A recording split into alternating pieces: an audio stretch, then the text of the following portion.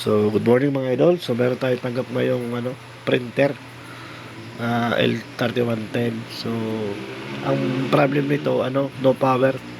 Akala ko noon siya ay power supply. So, upon checking, good pa naman yung power supply niya. So, nag-test tayo. So, nakita kong problema nito ay na tawag diyan.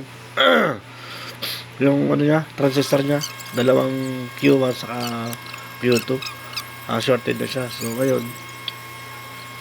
makita nyo dyan yung pagtanggal ko ng lumang transistor kasi shorted na siya. So, papalitan natin ng bago yan. So, meron tayong mga dyan, mga stock na brand new na parts ng ganyang transistor.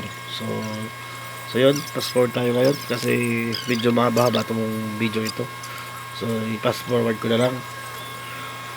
So, yun, sa iba, pag ganitong problema, ang ginagawa, para sa akin, yung muna, F1 yung fuse, baka busted yung fuse. So, pagtingin ko, ito ay tawag yan.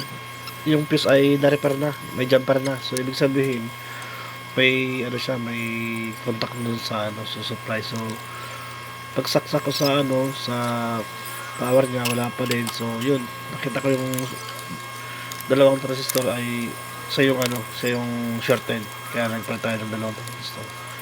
So dito binabalik ko na yung board sa pinaka sa mismong body ng printer. So check natin kung good talaga yung ginawa natin. So yun.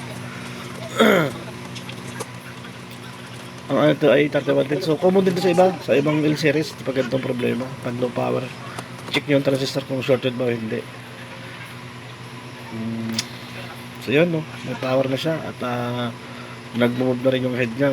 So ibig sabihin good na itong ginawa natin pagpapalit ng transistor. So yun, salamat.